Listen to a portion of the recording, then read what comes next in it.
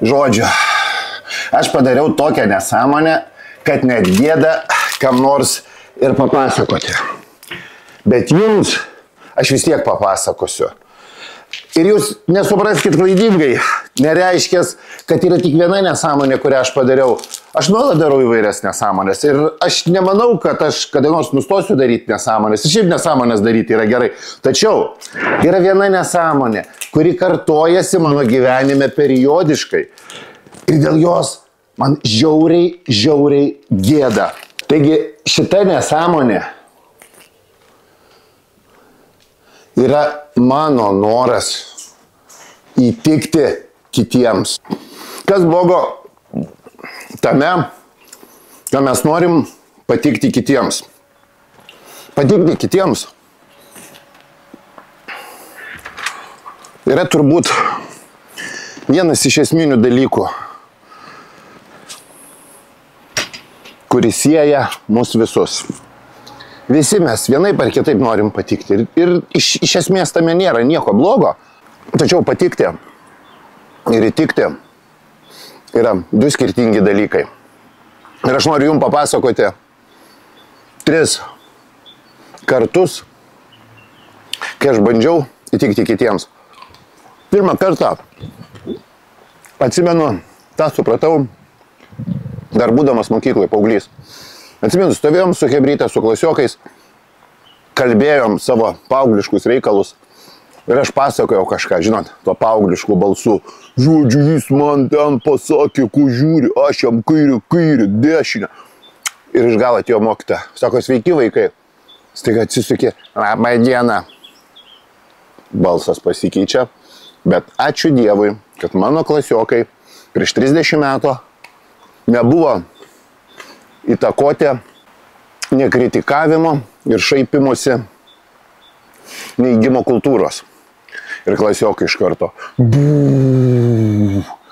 Ir aš nemeluosiu, šitas man liko visam gyvenimui. Dar ir dabar, kai aš bandau kam nors įtikti, tyliai savo galvoj, girdžiu savo klasiokus.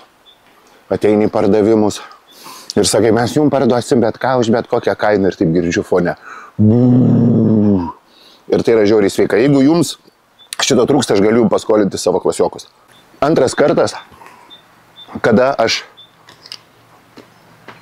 supratau, kad melas, netiesa, netikrumas, nebuvimas savimi arba netiesos buvimas tavyje. Tai buvo ant scenos. Aš gan anksti susipažinau su scena, dar būdamas paauglystėj, man tai pasisekė, vaidinau studentų teatre. Ir aš atsimenu, vieną kartą mes vaidinom kažkokį spektaklį, beje linkėjimai, jeigu kas nors žiūrite, kurie su manim kartu vaidino teatre. Ir aš atsimenu, mes vieną spektaklį vaidinom kažkokioj mokykloj. Ir mano personažas gavo klausimą iš kito personažo, kiek dabar valandų. Ir aš sakiau, 5. Ir kažkas iš salės, tai kad dabar 2:30. Ir tada aš supratau, kad net vaidindamas turi turėti dalelę tiesos. Trečias, paskutinis kartas, kuris man paliko stiprų įspūdį, buvo visai ką tik. Pradėdamas šitą video ciklą, pradėdamas šitą savo kelionę su savo šitais video, aš uždaviau savo klausimą. Gerai, koks aš turiu būti? Kokius man video daryti? Kaip aš turiu atrodyti, kaip aš turiu skambėti? Video aš rašinėjau įvairius ir filmuojuosi prieš kamerą 10 daugiau gal metų. Ir man tai nėra svetimas dalykas ir iš tikrųjų esu atradęs savo balsą, esu atradęs kaip elgtis, kaip atrodyti ir pakankamai gerai jaučiuosi prieš kamerą, būdamas savimi. Tačiau kiekvieną kartą, kai reikia sukurti naują produktą, kai reikia pradėti kažką naujo, susiduriu su tuo pačiu klausimu, o kaip aš turiu atrodyti? Žinot, prieš pradėdamas rašyti šitus video, aš rašiau ciklą, nedidelį ciklą, gal 5-6 video, kur bandžiau pateikti save kaip visai kitą žmogų. Žinot, aš matot, esu toks spirgantis bičas, ane? Toks jausmas, kad mano subiniai nuolat šaudo popkornai. Ir nieko aš to negaliu padaryti. Toks esu taip yra, aš taip kalbu. Ir žodžiu, rašydamas tos video, bandydamas pradėti įrašinėti video, nusprendžiau, kad būsiu santūrus, nusprendžiau, kad būsiu ramus, nes galvojau, o gal žmonėms to reikia.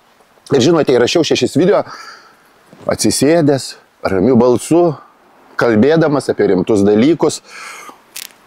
Ir kaip ir viskas fainai, ne, ten atsiliepimai pakankamai neblogi, iš artimųjų, o, žiauriai, gera tema, gražiai. Nu, bet žinot, visi mandagos ir aš nemeluosiu, aš iš visų reikalauju tik gerų atsiliepimų.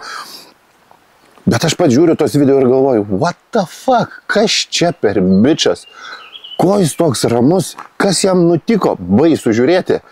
Ir problema yra, kad žmonės jaučia, žmonės pastebi, kai tu esi netikras. Žmonės žino, kada tu mali žmonės žino, kada tu bandai apsimesti.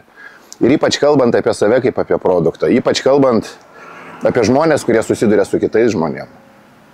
Nieko geriau žmonės nejaučia, kaip jūsų netikrumą. Nieko geriau žmonės nejaučia, kai jūs bandote pudrinti smegenis.